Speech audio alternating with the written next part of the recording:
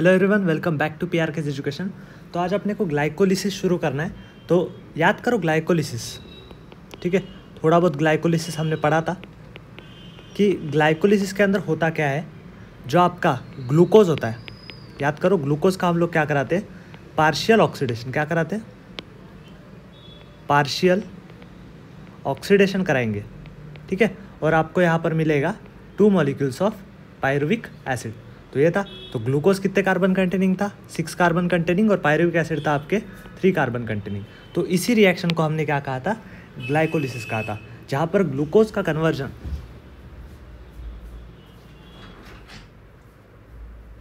जहाँ पर ग्लूकोज का conversion 2 molecules of pyruvic acid में होता है, उसी को हम क्या कह देते हैं? ग्लाइकोलिसिस कह देते हैं, ठीक है। और दूसरा पॉइंट याद करो ग्लाइकोलिसिस का, कि मैंने कहा था ये यूनिवर्सल प्रोसेस होगी, यानी कि आपको aerobic as well as anaerobic दोनों के अंदर ये प्रोसेस देखने को मिल जाएगी, ठीक है। तो ग्लूकोज का कन्वर्जन पायरुविक एसिड में होना, इसी को हम लोग क्या कह देते हैं? ग्लाइकोलिसिस कह देते हैं, ठीक है। तो ये जो होता है, ये आज हमें पढ़ना है पूरा, ये कैसे पायरुविक एसिड के अंदर बेसिकली कन्वर्ट होता है, इसकी पूरी एक रिएक्शन होती है, ठीक है। तो वो उसी को हम लोग क्या कह देते हैं? ग्लाइकोलिसिस। अब कुछ और बातें समझो ग्लाइकोलिसिस की, इसको हम लोग ईएमपी पाथवे भी कह देते हैं, ईएमपी। अब ईएमपी क्यों कहा? क्योंकि इसके 3 साइंटिस्ट ने इसको ट्रेस किया था, एम्डेन, ठीक है, मेयरहॉफ, एम्डेन, मेयरहॉफ और पार्नास। तो इन तीन साइंटिस्टों ने इस पाथवे को ट्रेस किया था, तो इसलिए हम लोग इसको ई एम और पी, ईएमपी पाथवे भी कह देते हैं, ठीक है। ये हो गया। अब देखो ग्लाइकोलिसिस बेसिकली होती है 10 स्टेप्स वाली रिएक्शन। कितने स्टेप्स होते हैं? 10 स्टेप्स। तो ये जो पूरी प्रोसेस होगी ग्लूकोज का कन्वर्जन पायरुविक एसिड के अंदर, ये 10 स्टेप्स के द्वारा होता है, 10 स्टेप्स। और हर एक स्टेप में एक एक एंजाइम यूटिलाइज होती है, तो 10 enzymes will be required for glycolysis. तो 10 स्टेप वाली रिएक्शन होती है और 10 एंजाइम्स आपको इसके लिए चाहिए, ठीक है। और कुछ बातें याद रखो कि ग्लाइकोलिसिस जो होता है, इसकी लोकेशन, ग्लाइकोलिसिस होता कहाँ पर है? ग्लाइकोलिसिस होता है साइटोप्लाज्म के अंदर। क्या होता है? साइटोप्लाज्म के अंदर होता है। और बाकी मैंने क्या कहा? इनकम्प्लीट या फिर पार्शियल ऑक्सीडेशन होता है, ठीक है। तो बेटर वर्ड यहाँ पर मैं फिर से लिख दूंगा कि यहाँ पर होगा इनकम्प्लीट या फिर partial oxidation of glucose. Incomplete या फिर पार्शियल ऑक्सीडेशन ऑफ ग्लूकोज, जिससे आपको क्या मिलेगा? पायरुविक एसिड मिलेगा। कितने molecules? 2 molecules of pyruvic acid, ठीक है। और ऑफ कोर्स कुछ एटीपीज और NADPH2 मिलेंगे। हमने पढ़े थे कितने एटीपीज मिलते हैं, कितने NADPH2 मिलते हैं। तो वही कैसे बनते हैं, वही देखना है हमें, ठीक है। अब ध्यान से सुनो और कुछ बातें। मैंने कहा ग्लाइकोलिसिस 10 स्टेप्स वाली प्रोसेस है, तो इसके अंदर 10 एंजाइम्स होंगे, ठीक है भाई। 10 स्टेप्स है, 10 एंजाइम्स होंगे। अब इसमें से जो फर्स्ट, थर्ड और 10th स्टेप होगी, ये होती है इर्रिवर्सिबल स्टेप्स।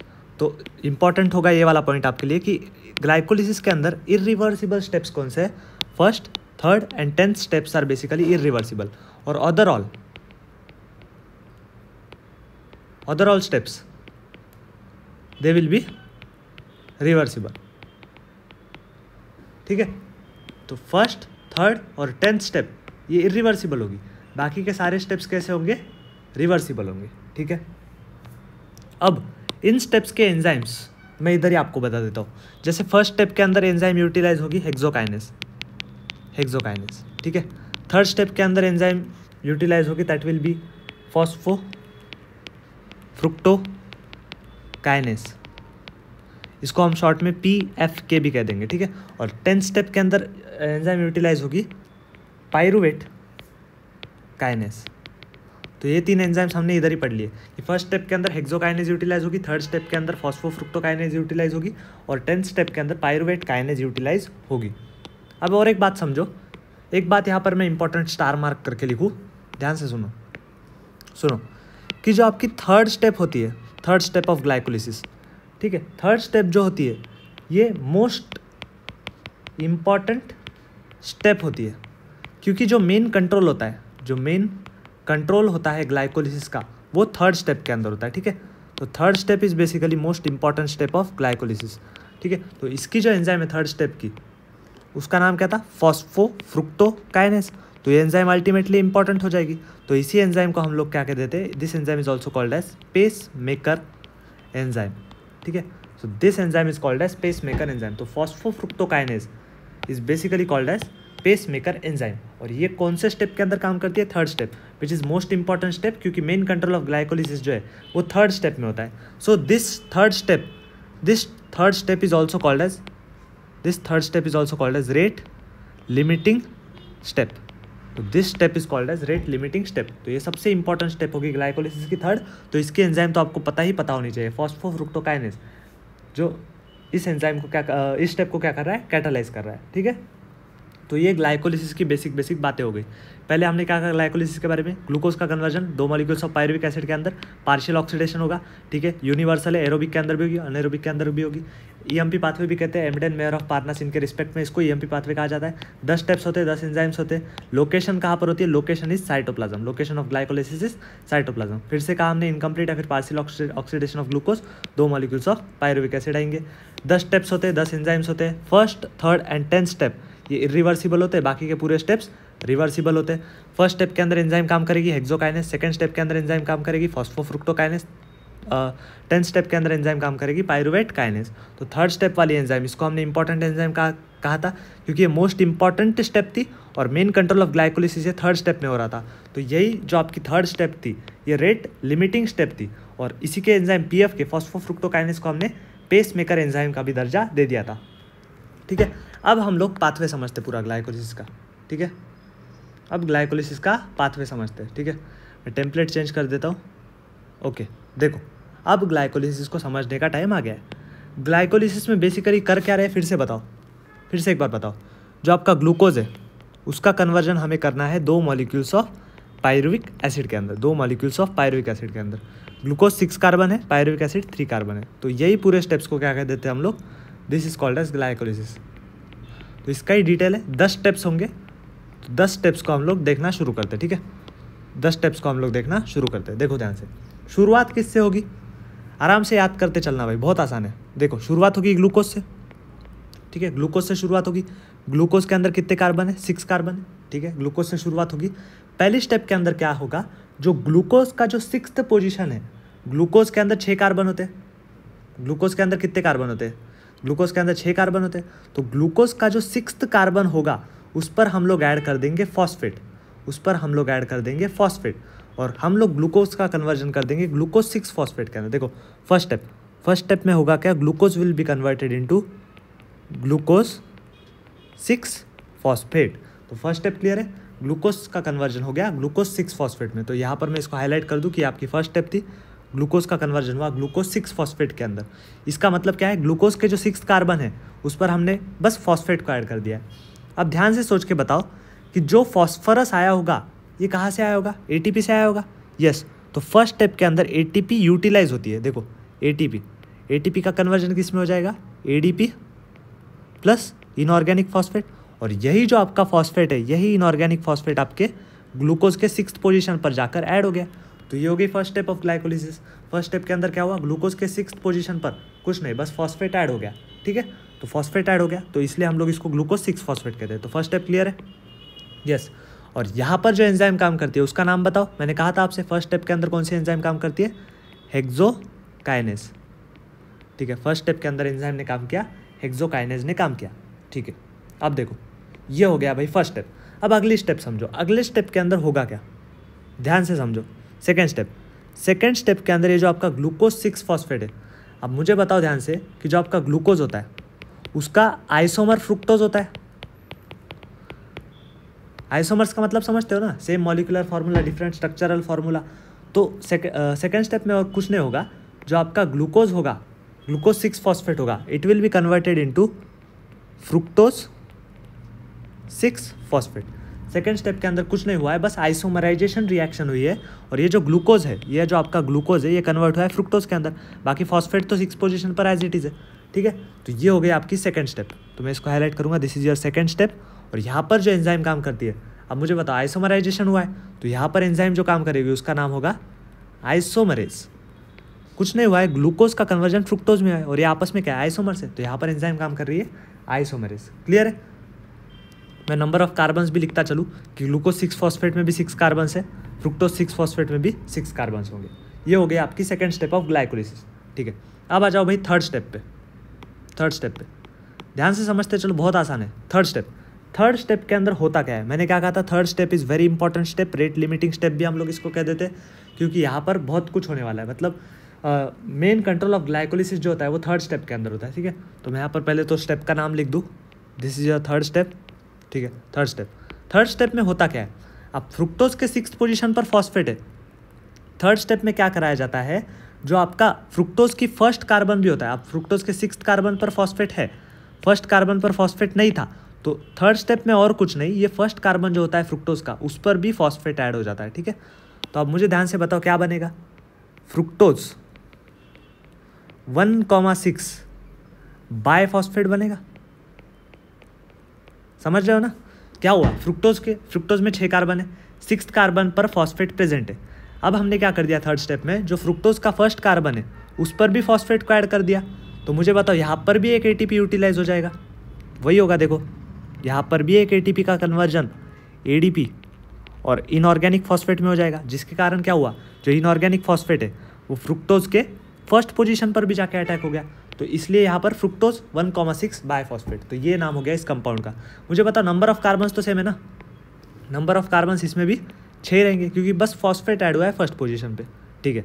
अब मुझे यहाँ की एंजाइम का नाम बताओ, एंजाइम का नाम बताओ, बहुत इंपॉर्टेंट एंजाइम थी थर्ड स्टेप की enzyme, phosphofructokinase, which is also the pace maker of glycolysis, it is a pace maker of glycolysis. तो ये आपके लिए इंपॉर्टेंट एमसीक्यू होगा कि थर्ड स्टेप सबसे क्रूशियल स्टेप होती है ग्लाइकोलिसिस की, मेन कंट्रोल ऑफ ग्लाइकोलिसिस यहीं पर होता है, and it is a rate limiting step. तो यहाँ पर जो एंजाइम है phosphofructokinase, it is a pace maker enzyme, तो ये आपको ये एमसीक्यूज पता होने चाहिए। तो थर्ड स्टेप की एंजाइम फॉस्फोफ्रुक्टोकाइनेज। अब आएगी भाई फोर्थ स्टेप। अब फोर्थ स्टेप में क्या होगा, ध्यान से समझो, फोर्थ स्टेप के अंदर होगा क्या, मैं आपके लिए पूरा ग्लाइकोलिसिस ड्रॉ कर रहा हूँ ताकि आपको बहुत अच्छे से क्लियर हो जाए, ठीक है। नहीं तो मैं ऑलरेडी पीडीएफ भी ला सकता था और आपको डायरेक्ट रटवा सकता था, लेकिन मैं क्या कर रहा हूँ, आपको पूरा एक्सप्लेन कर रहा हूँ कि कैसे अटैक हो रहा है, क्या हो रहा है इन डिटेल। अब देखो फोर्थ स्टेप के अंदर होगा क्या, जो आपका फ्रुक्टोज 6 फॉस्फेट है उसका होगा क्लीवेज, ये 2 पार्ट्स में स्प्लिट हो जाएगा, ठीक है, 2 पार्ट्स में स्प्लिट हो जाएगा। तो मैं लिखूँगा फोर्थ स्टेप होगी, ये कितनी स्टेप होगी भाई, this is your fourth step.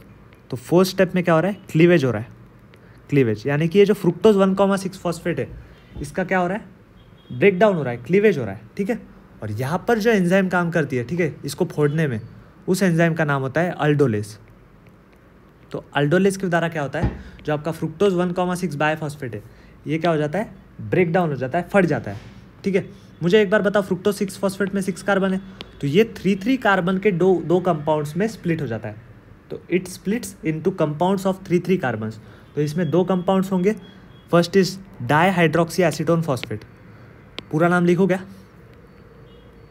ठीक है, देखो डाईहाइड्रोक्सी एसीटोन फॉस्फेट, तो इसमें एक बार स्प्लिट होता है, इसको हम लोग प्यार से कह देते हैं ढप, डाईहाइड्रोक्सी एसीटोन फॉस्फेट। अब मुझे बताओ ये कितने कार्बन कंटेनिंग होगा भाई, yes it will be your 3 carbon containing compound. ये कितने कार्बन कंटेनिंग होगा बेटा, it will be your 3 carbon containing compound. तो मैं नंबर ऑफ कार्बन भी लिखता चलूँ साथ में, 3 कार्बन कंटेनिंग कंपाउंड होगा। और जो अगला कंपाउंड होता है दैट इज फॉस्फोग्लिसराल्डिहाइड, इसको हम लोग प्यार से कह देते हैं पागल, फॉस्फोग्लिसराल्डिहाइड, ठीक है। ये भी होता है 3 कार्बन कंटेनिंग कंपाउंड। तो फोर्थ स्टेप के अंदर क्या हुआ, जो आपका 6 कार्बन कंटेनिंग फ्रुक्टोज 1,6 बायफॉस्फेट है उसका हुआ भाई क्लीवेज, उसका क्लीवेज होगा into 3 carbon containing dihydroxy acetone phosphate that is DHAP and phosphoglyceraldehyde that is PGAL. तो ये 3 कार्बन के 2 कंपाउंड्स में और कुछ नहीं हुआ है, बस क्लीवेज हो गया। तो यहाँ पर एंजाइम कौन सी काम कर रही है, अल्डोलेज। तो ये वाली स्टेप यहाँ पर खत्म हुई, फोर्थ स्टेप यहाँ पे कवर हुई। अब आते हैं हम लोग फिफ्थ स्टेप पर। फिफ्थ स्टेप, अब फिफ्थ स्टेप के अंदर होता क्या है, फिफ्थ स्टेप के अंदर होगा क्या, ये जो ढप है ना आपका, दिस ढप, ये ढप जो है ये कन्वर्ट हो जाएगा आपके फॉस्फोग्लिसराल्डिहाइड के अंदर, ठीक है। तो जो आपका ढप बन रहा है ये किस में कन्वर्ट होगा, फॉस्फोग्लिसराल्डिहाइड के अंदर। तो ये जो ढप और फॉस्फोग्लिसराल्डिहाइड होता है ना, ये बेसिकली एक दूसरे के आइसोमर्स होते हैं, ठीक है। This both are isomers. तो ये बस अपने दूसरे आइसोमर में कन्वर्ट हो रहा है। तो ये स्टेप भी कौन सी होगी, आइसोमराइजेशन वाली स्टेप होगी। तो ध्यान से सोच के बताओ यहाँ पर कौन सी एंजाइम काम करेगी, सोचो। यस, यहाँ पर जो एंजाइम काम करेगी फिर से एक बार कौन सी आएगी, आइसोमरेज। ठीक है, आइसोमरेज आ गई। आइसोमरेज के द्वारा क्या हुआ, जो आपका ढप बन रहा है 3 carbon containing, it is getting again converted into phosphoglyceraldehyde. अब मैं आपके इन्फॉर्मेशन के लिए बता दूं कि जो आपका ढप होता है it is a ketose sugar and your phosphoglyceraldehyde is your aldose sugar. This is your aldose sugar while DHAP is your ketose sugar. तो ketose and aldose this are basically isomers. तो यहाँ पर क्या हुआ है, ढप का कन्वर्जन फॉस्फोग्लिसराल्डिहाइड में। तो यहाँ पर एंजाइम कौन सी काम कर रही है, आइसोमरेज। तो ये कितनी स्टेप है, मैं यहाँ पर लिखूंगा this is your 5th step of glycolysis. 5th step में कुछ नहीं हुआ, जो आपका ढप है वो भी कन्वर्ट हो गया आपके फॉस्फोग्लिसराल्डिहाइड के अंदर।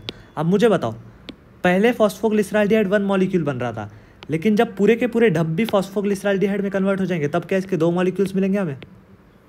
कितने मॉलिक्यूल्स मिलेंगे, 2 मॉलिक्यूल्स मिलेंगे। तो मैं यहाँ पर 2 लिख दूँ, रेड पेन से लिखता हूँ ताकि आप रेड भी नहीं ग्रीन से लिखते, ठीक है। तो 2 मॉलिक्यूल्स ऑफ फॉस्फोग्लिसराल्डिहाइड बन गए, समझ गए। तो 2 क्यों बने, पहले तो स्प्लिट होके एक बना और जो ढप का बना उसका दूसरा। तो ये 2 मॉलिक्यूल्स ऑफ फॉस्फोग्लिसराल्डिहाइड। तो मुझे बताओ, अगर 2 मॉलिक्यूल्स ऑफ फॉस्फोग्लिसराल्डिहाइड है तो इसके अंदर टोटल कार्बन्स कितने होंगे भाई, यस टोटल कार्बन्स 6 हो जाएंगे। Crystal clear. तो 2 मॉलिक्यूल्स ऑफ हमें मिल गया फॉस्फोग्लिसराल्डिहाइड। अगली स्टेप 5th स्टेप हो गई। अब आते हैं हम लोग 6th स्टेप पर। समझो भाई, ध्यान से समझो, बहुत आसान है। 6th स्टेप, अब जो आपके 2 मॉलिक्यूल्स ऑफ फॉस्फोग्लिसराल्डिहाइड है उसका कन्वर्जन होता है यहाँ पर 1,3 bi phosphoglyceric acid. 1,3 bi phosphoglyceric acid. तो ये होती है आपकी 6th step. This is your 6th step. तो मैं यहाँ पर लिखूंगा this is your 6th step. तो 6th स्टेप में क्या हो रहा है, जो आपका फॉस्फोग्लिसराल्डिहाइड है वो कन्वर्ट हो रहा है फॉस्फोग्लिसरिक एसिड के अंदर, 1,3 बाय फॉस्फोग्लिसरिक एसिड के अंदर। यानी कि 1 और 3 वाले पोजीशन पे फॉस्फेट अटैच होगा ग्लिसरिक एसिड के। क्लियर है। अब मुझे बताओ, जब आपका एल्डिहाइड कन्वर्ट होता है एसिड के अंदर तो ये ऑक्सीडेशन रिएक्शन होती है, केमिस्ट्री में पढ़ा है आपने। अब यहाँ पर बताओ, ये एल्डिहाइड है और ये क्या है, एसिड है। तो ये कौन सी प्रोसेस होंगी, this will be your oxidation. तो 6th step is nothing but oxidation. तो इस स्टेप का नाम होता है ऑक्सीडेशन, ठीक है। This is nothing but oxidation, ठीक है। तो 6th step is oxidation of phosphoglyceraldehyde into 1,3 bi phosphoglyceric acid. और इसके भी कितने मॉलिक्यूल्स बनेंगे बेटा, इसके भी कितने मॉलिक्यूल्स बनेंगे, सोच के बताओ। 2 ही मॉलिक्यूल्स बनेंगे ना, यस। इसके भी 2 मॉलिक्यूल्स मिलेंगे, 2 molecules of 1,3 bi phosphoglyceric acid. तो 6th step is nothing but oxidation, ठीक है। अब मुझे बताओ ऑक्सीडेशन में होता क्या है, समझो, ध्यान से समझो। लेक्चर लंबा होगा आज का, लेकिन पूरा क्रिस्टल क्लियर होने वाला है, ठीक है। ऑक्सीडेशन के अंदर क्या होगा, NAD कन्वर्ट हो जाएगा NADH2 के अंदर।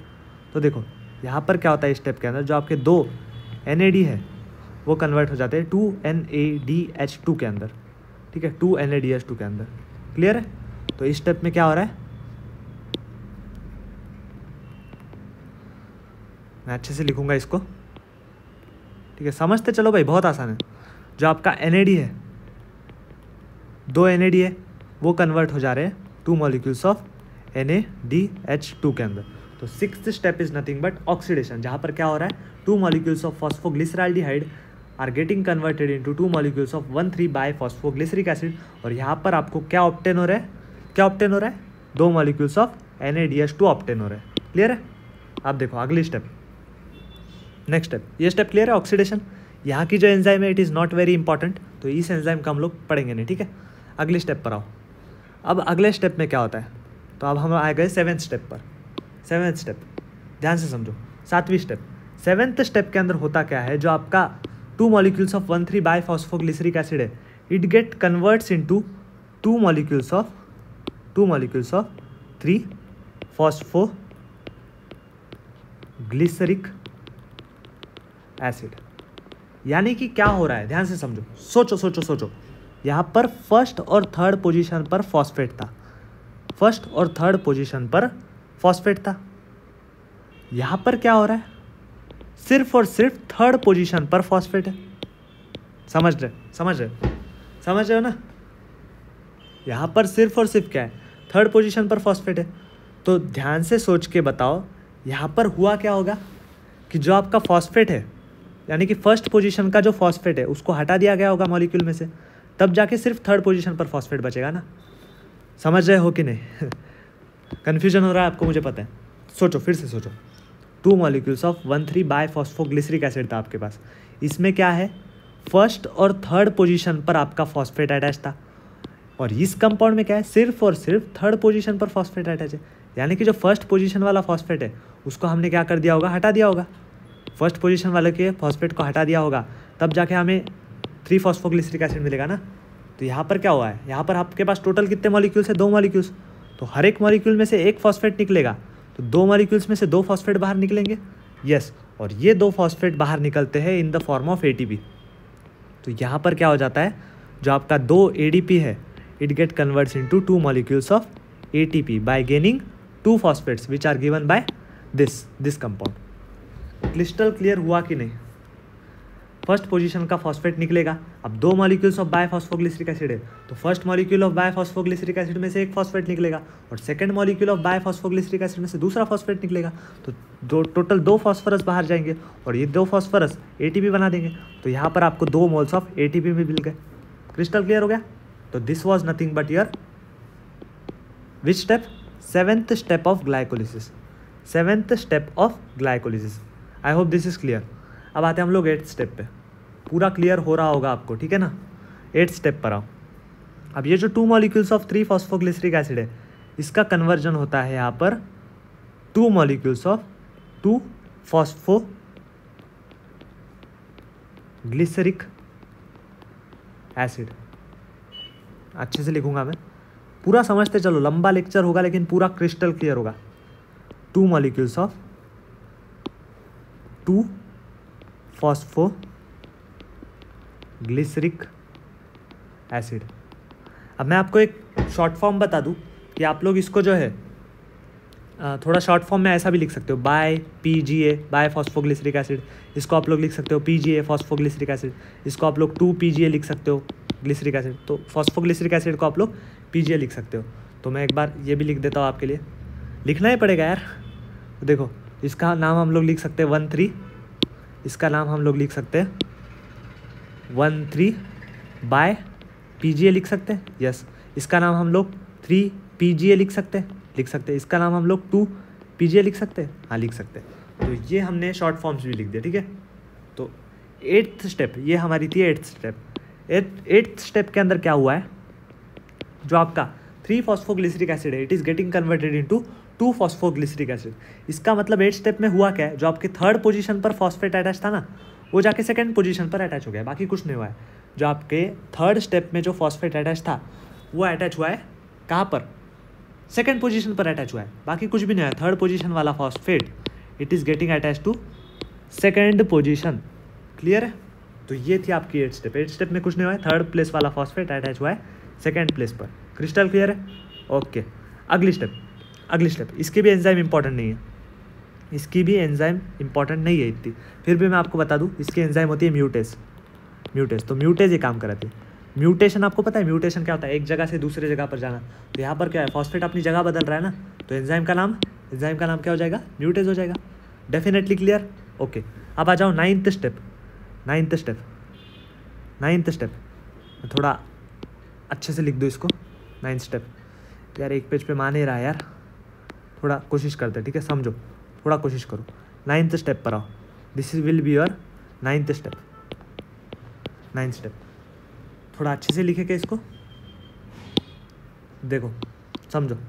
9th स्टेप के अंदर क्या होता है, जो आपका 2 मॉलिक्यूल्स ऑफ 2 फॉस्फोग्लिसरिक एसिड है, it gets converted into 2 molecules of 2 phosphoenolpyruvate. समझो ध्यान से, कुछ भी नहीं हुआ है, फॉस्फोग्लिसरिक एसिड का कन्वर्जन हुआ है फॉस्फोइनॉल पाइरुवेट। इसको हम लोग ध्यान से प्यार से पेप कह देते, पेप, फॉस्फोइनॉल पाइरुवेट, पेप कह देते। तो कुछ नहीं हुआ है, phosphoglyceric acid is converted into phosphoenol pyruvate, यानी कि जो आपका एसिड है it is getting converted into alcohol, that is phosphoenol. इनॉल मतलब क्या होता है, अल्कोहल होता है ना, तो फॉस्फोइनॉल पाइरुवेट। तो this is your 9th step of glycolysis. This is your 9th step of glycolysis. यहाँ पर क्या हुआ है, 2 molecules is being converted into 2 molecules of 2 phosphoenol pyruvate. अब ये जो आपका 2 है, इट डिनोट्स कि फॉस्फोइनॉल पायरुवेट के कितने मॉलिक्यूल्स हैं आपके पास, 2 मॉलिक्यूल्स है। और ये जो 2 है ये क्या डिनोट कर रहा है कि जो आपका फॉस्फेट है it is attach to second position of phosphoenolpyruvate. Number of carbons को तो भूल ही गए यार आप कॉम्प्लिकेटेड हो रहा है ना, कोई नहीं आसान कर देंगे इसको। देखो मुझे बताओ, यहाँ पर 3 कार्बन्स थे, यहाँ पर टोटल कितने कार्बन्स थे, इस कंपाउंड में 6 कार्बन थे, इस कंपाउंड में भी टोटल 6 कार्बन होंगे, समझ रहे हो? क्योंकि 2 मॉलिक्यूल्स है ना, इसमें तो 3 कार्बन होंगे, 3 कार्बन होंगे, लेकिन 2 मॉलिक्यूल्स होके 2 × 3 टोटल 6 आ जाएंगे। यस, इसके भी 2 है, 3 है, तो 2 × 3 6, इसके 2 मॉलिक्यूल्स है, टोटल कार्बन 3 है तो 6। तो फॉस्फोइनॉल पायरुवेट के अंदर भी आपके प्रेजेंट होते हैं 3 कार्बन। फॉस्फोइनॉल पायरुवेट के अंदर कितने कार्बन्स होते हैं, 3 कार्बन्स प्रेजेंट होते हैं, और 2 मॉलिक्यूल्स है तो टोटल कितने कार्बन्स आ गए, total there will be 6 carbon. तो this is your 9th step. और इस 9th स्टेप के अंदर जो है ये इंपॉर्टेंट पॉइंट होगा कि यहाँ से वाटर मॉलिक्यूल बाहर निकलता है, माइनस ऑफ वाटर मॉलिक्यूल। यहाँ से क्या होता है, वाटर मॉलिक्यूल बाहर निकलता है, और यहाँ पर जो एंजाइम काम करती है दैट इज योर इनोलेज। तो 9th स्टेप के अंदर क्या हुआ, 2 molecules of 2 phosphoglyceric acid is being converted into 2 molecules of 2 phosphoenol pyruvate. और यहाँ पर क्या है, वाटर का मॉलिक्यूल बाहर निकल रहा है, यहाँ पर जो एंजाइम है दैट इज इनोलेज। ठीक है, तो आपको अल्टीमेटली क्या मिल रहा है, अब नेक्स्ट पेज पे आना ही पड़ेगा आई गेस। तो देखो इस स्टेप में आपको क्या मिला है, 2 मॉलिक्यूल्स ऑफ 2 फॉस्फोइनॉल पायरुवेट मिला है। मुझे बताओ फॉस्फोइनॉल पायरुवेट में कितने कार्बन होते हैं, फॉस्फोइनॉल पायरुवेट में होते हैं 3 कार्बन्स, 3 कार्बन। और आपके पास टोटल मॉलिक्यूल्स कितने, 2 मॉलिक्यूल्स है, तो टोटल कितने कार्बन हो गए, 6 कार्बन। यस, तो अब आते हैं हम लोग last step of glycolysis, 10th step. 10th step के अंदर होता क्या है समझो, ये जो 2 मॉलिक्यूल्स ऑफ 2 फॉस्फोइनॉल पायरुवेट है it get converted into 2 molecules of pyruvic acid. Yes, मिल गया आपको आपका कंपाउंड, पायरुविक एसिड आपको मिल गया। क्लियर है? अब मुझे बताओ पायरुविक एसिड के अंदर भी कितने कार्बन्स होंगे, there will be total of 3 carbons. तो कार्बन में तो कोई छेड़छाड़ नहीं हुई है, बस चेंज का हुआ है। यहाँ पर फॉस्फेट थे, यहाँ पर क्या थे भाई, फॉस्फेट था, सेकेंड पोजीशन पर फॉस्फेट था। तो इसी फॉस्फेट को यहाँ पर क्या करा जाता है, रिमूव किया जाता है। तो इस फॉस्फेट को हम लोग रिमूव कर देंगे फॉस्फोइनॉल पायरुवेट के अंदर से, तो आपको फाइनली पायरुविक एसिड मिल जाएगा। तो यहाँ पर मैं लिखूँगा, आप सोच के बताओ कितने फॉस्फोरस बाहर निकलेंगे। Yes, 2 phosphorus in the form of ATP बाहर निकल जाएंगे। समझ रहे हो ना? क्योंकि ध्यान से सुनो, इस मॉलिक्यूल के अंदर सेकंड पोजीशन पर 1 फॉस्फोरस है, टोटल आपके पास 2 मॉलिक्यूल्स है, तो 2 फॉस्फोरस बाहर निकलेंगे कि नहीं, सोच रहे हो ना?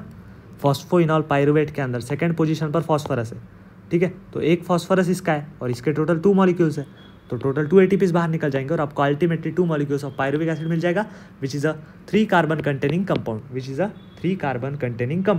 यहाँ पर जो एंजाइम काम करती है, बताओ क्या थी एंजाइम का नाम बताओ। यस, यहाँ पर वाली एंजाइम का नाम है पायरुवेट काइनेस। इस एंजाइम का नाम था पायरुवेट काइनेस। तो this was 10th step of glycolysis. तो इसकी एंजाइम हमने रेडी थी, इस स्टेप के एंजाइम को हम लोग क्या कहते थे, पायरुवेट काइनेस। तो अल्टीमेटली आपको क्या हो रहा है, देखो ग्लूकोज से अल्टीमेटली आपको 2 molecules of pyruvic acid finally मिल गए। तो ये होता है पूरा ग्लाइकोलिसिस इन डेप्थ। 1 मिनट के लिए ग्लाइकोलिसिस को वापस से एक बार अच्छे से देखो, पूरा अच्छे से देखना भाई, समझ के देखना। बहुत आसान स्टेप से पूरा मैकेनिज्म समझाना उद्देश्य था। मैकेनिज्म समझ गए, एंजाइम्स भी याद हो गए, और अब मैं आपको ये भी बता दूंगा, ट्रिक भी बता दूंगा इसको रटने की। ठीक है, तो 1 मिनट के लिए इसको देखो एक बार अच्छे से।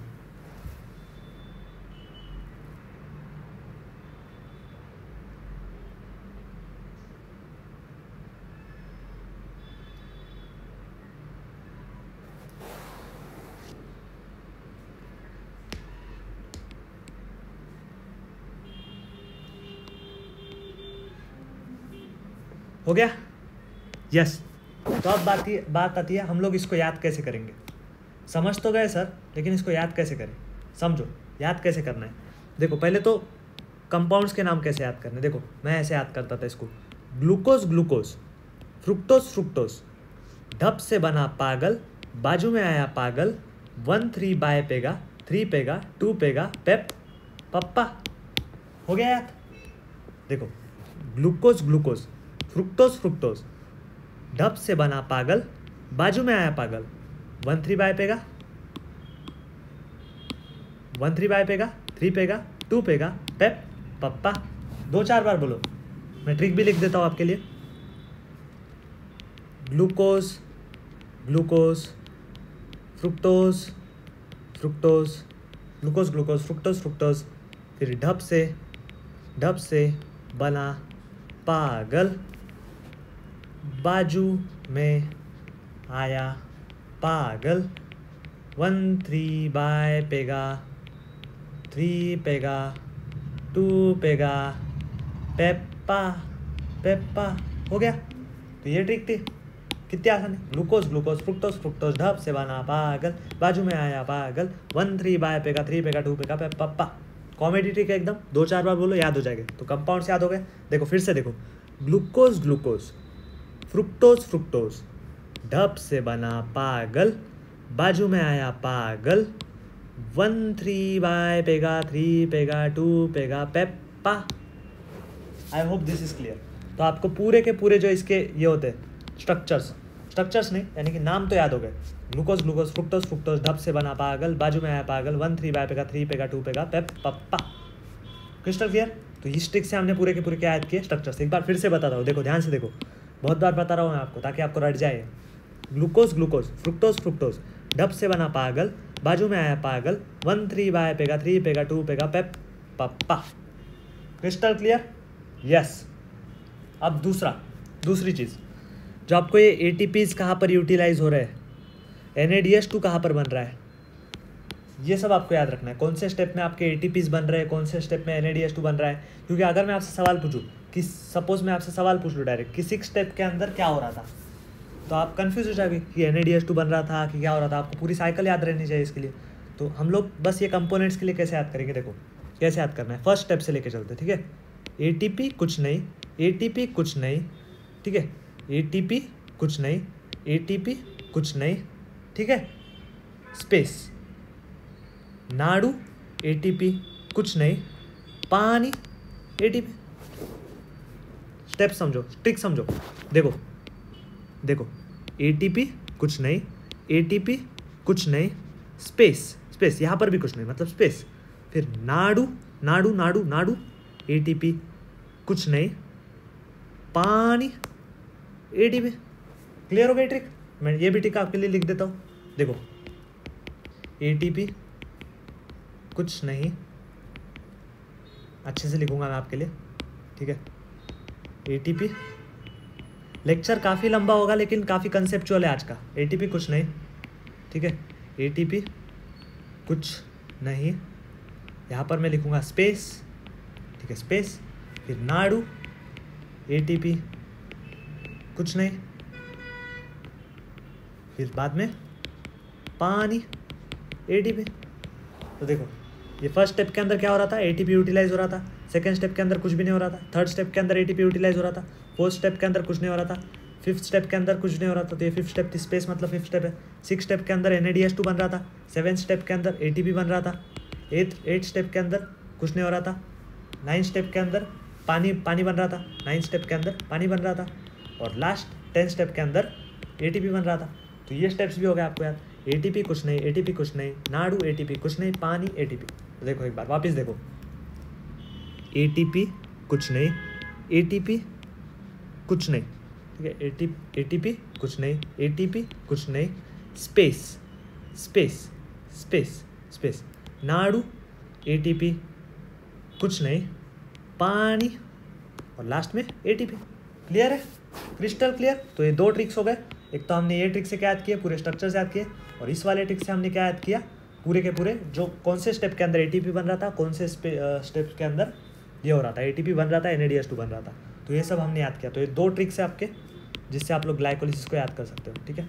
This are your tricks. अब एक बात मैं आपको बता दूँ, ये जो एंजाइम्स के नाम है ना, ये आपको ऑटोमेटिक जो सबस्ट्रेट्स है उसके द्वारा समझ जाएंगे, क्योंकि मैंने आपको इतना अच्छे से समझा दिया। अब हेक्सोकाइनेज आपको बता दिया था, फॉस्फोफ्रुक्टोकाइनेज बता दिया था, सब एंजाइम्स आप लोग याद कर लेना, ठीक है। तो एंजाइम्स भी याद हो जाएंगे। और नंबर ऑफ कार्बन्स वगैरह एक बार मैकेनिज्म समझ लो, बहुत आसान मैकेनिज्म है, ठीक है, कुछ भी इसमें टफ नहीं है। अब थोड़ी सी जनरल नॉलेज की बात बताओ आपको। ग्लाइकोलिसिस में याद करो, ग्लाइकोलिसिस क्या डिमांड क्या कर रहा था आपसे? ग्लाइकोलिसिस डिमांड क्या कर रहा था? मैं आपको यहाँ पर फिर से वही अपनी स्टाइल लेके आता हूँ फिर से एक बार। पीआर के स्पेशल पॉइंट्स, यहाँ से सवाल बनेंगे भाई। मुझे बताओ, जब मैंने आपको मैकेनिज्म ऑफ रेस्पिरेशन बताया था तब मैंने क्या कहा था कि जो आपका ग्लाइकोलिसिस है उसके अंदर आपको अल्टीमेट प्रोडक्ट्स क्या मिल रहे थे? 2 molecules of ATP and 2 molecules of NADH2। ये आपको अल्टीमेट प्रोडक्ट्स मिल रहे थे ग्लाइकोलिसिस में, जो मैंने आपको बताया था। ठीक है, आप सोचो स्टेप्स के द्वारा सोचो। फर्स्ट स्टेप ऑफ ग्लाइकोलिसिस में ATP खर्च हो रहा था, थर्ड स्टेप में ATP खर्च हो रहा था। तो यहाँ पर क्या हो रहा है? ATP खर्च हो रहा है फर्स्ट और थर्ड स्टेप में। तो फर्स्ट से लेके थर्ड स्टेप को आप लोग कह देते हो एनर्जी इन्वेस्टिंग फेज। तो मैं यहाँ पर लिखूंगा, ध्यान से समझो, बहुत आसान है भाई, एक बार समझ लो कि फर्स्ट कॉमा थर्ड स्टेप में ATP खर्च हो रहा था। और कितने ATPs खर्च हो रहे थे? फर्स्ट स्टेप में एक ATP खर्च हो रहा था, थर्ड में एक खर्च हो रहा था, तो टोटल 2 ATP खर्च हो रहे थे। क्लियर है? तो फर्स्ट और थर्ड स्टेप में तो क्या हो रहा था? ATPs खर्च हो रहे थे। अब देखो अगला पॉइंट, ATP बन कहाँ पर रहे? देखो यहाँ पर एक बन रहे हैं और लास्ट स्टेप में बन रहा है। तो देखो यहाँ पर 2 ATPs बन रहे हैं, 7th स्टेप में 2 ATPs बन रहे हैं और 9th स्टेप में 2 ATPs बन रहे हैं। तो टोटल ATPs बन कितने रहे? 4। तो मैं यहाँ पर लिखूंगा, देखो कौन से स्टेप में ATPs बन रहे थे? याद करो, ATPs बन रहे थे 7th, 10th स्टेप में ATP बने। तो 7th और 10th स्टेप में ATP बने और 7th में 2 ATP, 10th में 2 ATP, टोटल ATPs बने कितने? 4 ATPs बने। तो मुझे बताओ ओवरऑल ATPs कितने बने? ओवरऑल ATPs बने 2। क्योंकि भाई 2 ATPs क्या हो रहे हैं? खर्च हो रहे हैं और 4 बन रहे हैं। तो ओवरऑल कितने बने? 2। तो देखो 2 ATPs ऐसे आए। तो ग्लाइकोलिसिस में जो 2 ATPs है ये क्या है? This are your overall ATPs। Overall 2 कैसे बने? 4 बने और 2 खर्च हुए, तो बचे कितने ओवरऑल? 2। 4 बने, 2 खर्च हुए, तो बने कितने ओवरऑल? 2। क्लियर है? तो ओवरऑल ATPs इन ग्लाइकोलिसिस कितने आ गए? 2 आ गए। और NADH2 कौन से स्टेप में हो रहा था? याद करो, समझो। NADH2 कौन से स्टेप में बन रहा था? 6th स्टेप के अंदर NADH2 बन रहा था। देखो this was your 6th step, oxidation. यहाँ पर 2 मॉलिक्यूल्स ऑफ NADH2 आपको मिल के आ रहे थे। तो देखो 6th स्टेप के अंदर क्या हो रहा है? 2 मॉलिक्यूल्स ऑफ NADH2 आपको मिल रहे हैं। कितने molecules? 2 molecules of NADH2, 2 molecules of NADH2। ठीक है, तो ये प्रोडक्ट्स है आपके ग्लाइकोलिसिस के। तो अब मैं आपको यहाँ पर थोड़ा कंसेप्ट बताता हूँ, ध्यान से सुनो। मुझे बताओ फाइनल प्रोडक्ट्स, यहाँ से सवाल बनते हैं भाई बहुत ज़्यादा। ठीक है ना? फाइनल प्रोडक्ट्स ऑफ ग्लाइकोलिसिस बताओ क्या क्या है? फाइनल प्रोडक्ट्स क्या है कि मुझे 2 ATPs मिले, ठीक है, 2 ATPs मिले, 2 NADH2 मिले और 2 मॉलिक्यूल्स ऑफ पायरुविक एसिड मिले। तो ये आपके फाइनल प्रोडक्ट्स ऑफ ग्लाइकोलिसिस है। 2 molecules of ATPs, 2 molecules of NADH2, 2 molecules of pyruvic acid. अब एक थोड़ा कंसेप्ट समझो कि ये जो 2 NADH2 है ये एंटर करेंगे इलेक्ट्रॉन ट्रांसपोर्ट चेन के अंदर या फिर इलेक्ट्रॉन ट्रांसपोर्ट सिस्टम के अंदर। और मैंने आपको क्या बताया था कि एक NADH2 से आपको 3 ATPs मिलते हैं, तो 2 NADH2 से आपको कितने ATPs मिलेंगे? 6 ATPs। तो 6 ATP। तो मुझे बताओ ये जो 2 ATPs है ये वाले, ये डायरेक्ट ग्लाइकोलिसिस से मिल रहा है आपको। तो मैं इनको ध्यान से सुनो, इनको मैं डायरेक्ट ATPs लिख सकता हूँ, डायरेक्ट ATPs ऑफ ग्लाइकोलिसिस। ठीक है, डायरेक्ट ATPs ऑफ ग्लाइकोलिसिस। तो इसको हम लोग और एक नाम देते हैं प्यार से, SLP वाले ATP है, SLP। यानी कि ये कौन से एटीपीज है, मैं इधर लिखूंगा आपके लिए अच्छे से, एसएलपी, एसएलपी यानी कि सबस्ट्रेट लेवल फॉस्फोराइलेशन। तो सबस्ट्रेट लेवल फॉस्फोराइलेशन एटीपी का मतलब क्या होता है कि जो आपके डायरेक्ट एटीपीज है उनको हम लोग क्या कह देते हैं, सबस्ट्रेट लेवल वाले एटीपीज, सबस्ट्रेट लेवल फॉस्फोराइलेशन वाले एटीपीज। और ये जो एटीपीज होंगे, ये 6 एटीपीज, ये मुझे बताओ ये मेन ग्लाइकोलिसिस से मिल रहा है क्या आपको? नहीं, ग्लाइकोलिसिस से तो आपको NADH2 मिल रहा है, ये NADH2 आगे चल के क्या में कन्वर्ट हो रहा है, एटीपीज में। तो this are your indirect ATPs, indirect ATPs. तो इन एटीपीज को हम लोग कह देते हैं ऑक्सीडेटिव फॉस्फोराइलेशन वाले एटीपीज, ओपी वाले एटीपी, ओपी वाले एटीपी। तो ऑक्सीडेटिव फॉस्फोराइलेशन वाले एटीपीज मतलब क्या, इनडायरेक्ट एटीपीज। और सबस्ट्रेट लेवल फॉस्फोराइलेशन वाले एटीपीज मतलब क्या है, डायरेक्ट एटीपीज। अब ध्यान से सुनो, ये कंसेप्ट एकदम क्रिस्टल क्लियर कर लो। 2 एटीपीज मिल रहे, डायरेक्ट एटीपीज है, इनको हमने क्या कहा, एसएलपी का। जो 2 NADH2 ये आगे चल के इलेक्ट्रॉन ट्रांसपोर्ट सिस्टम के अंदर 6 एटीपीज देंगे, तो ये 6 एटीपीज इनडायरेक्टली मिल रहे हैं आपको ETS के द्वारा, तो ये हमारी ओपी वाले एटीपीज है। क्रिस्टल क्लियर होगा कंसेप्ट। और लास्ट में आपको क्या मिला, 2 मॉलिक्यूल्स ऑफ पायरुविक एसिड मिला। अब मैं कुछ सवाल पूछूंगा आपसे, सवाल के जवाब दो। अगर मैं आपसे क्वेश्चन पूछूं कि number of ATP in glycolysis, अगर मैं सवाल पूछूं कि number of ATPs in glycolysis, तब आप आंसर देना 2 ATPs, क्योंकि इसमें आप लोग सिर्फ किसके देखोगे, डायरेक्ट वाले देखोगे, डायरेक्ट यानी कि एसएलपी, एसएलपी डायरेक्ट। मैंने सिर्फ आपको ग्लाइकोलिसिस बोला तो आप कितने बताओगे, 2। ओके, अगला देखो, अगर मैं पूछूं कि number of ATPs in aerobic glycolysis, number of ATPs in aerobic glycolysis. अब मुझे बताओ, एरोबिक ग्लाइकोलिसिस के अंदर ग्लाइकोलिसिस होगा, आगे चल के क्रेब्स साइकिल होगी और आगे चल के ETS होगा।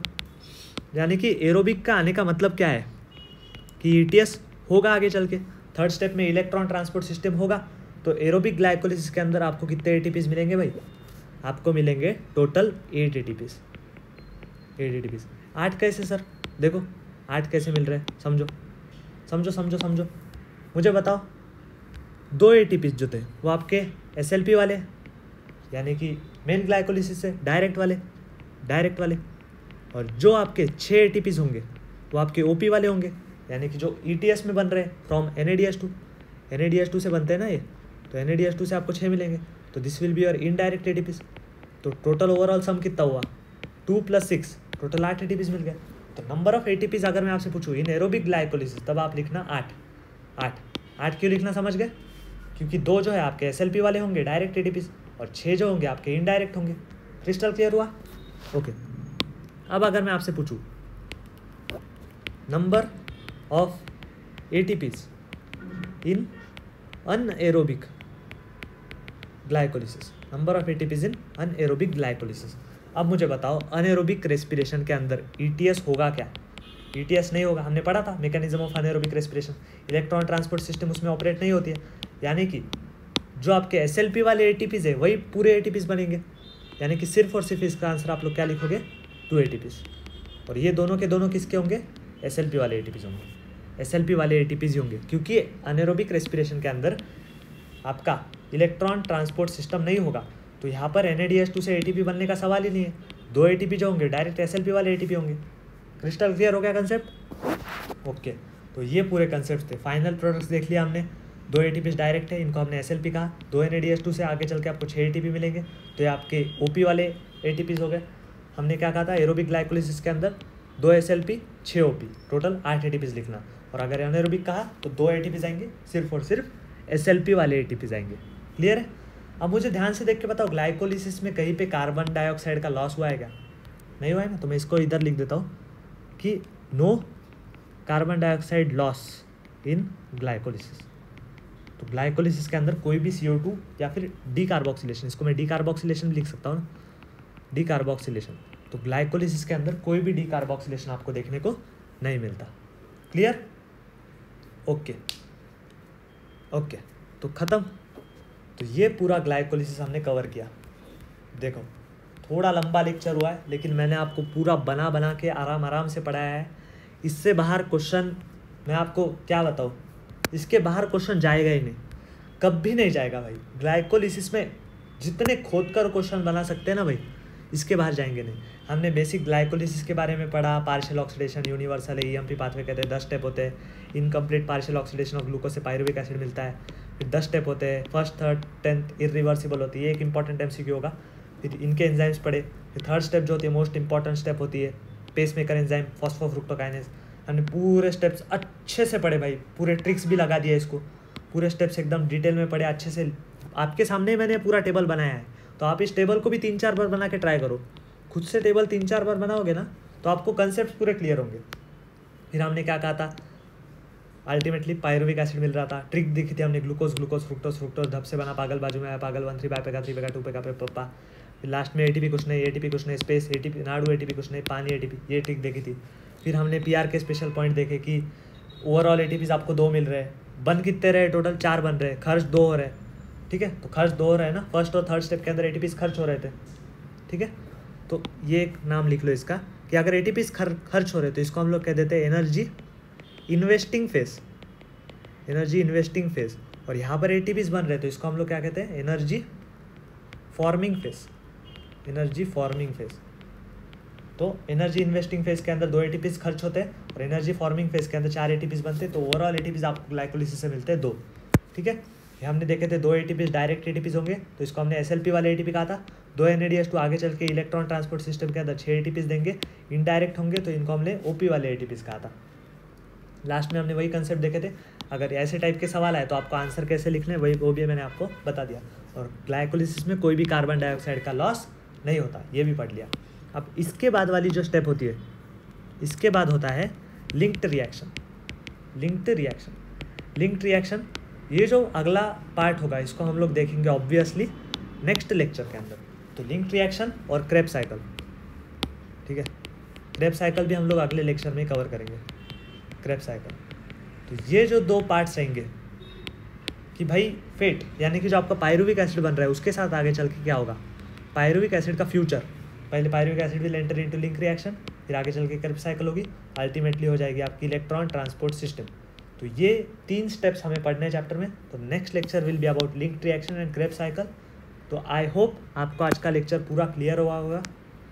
तो thank you very much, thank you very much. Glycolysis में जितना डेप्थ तक हम जा सकते हैं उतना हम डेप्थ तक गए भाई। और 2-4 बार वो टेबल बनाओ, 2-4 बार नोटबुक में खुद से लिखो, खुद से समझने की कोशिश करो, बार बार लेक्चर का देखो। ग्लाइकोलिसिस में आपको कोई भी डाउट बचेगा नहीं, be it for NEET, be it for your MBBS studies, किसी के लिए भी ये कंटेंट मोर देन सफिशिएंट है। इससे आपका सवाल अड़ेगा नहीं, नीट का भी MBBS का भी, ठीक है। So thank you very much, bye bye.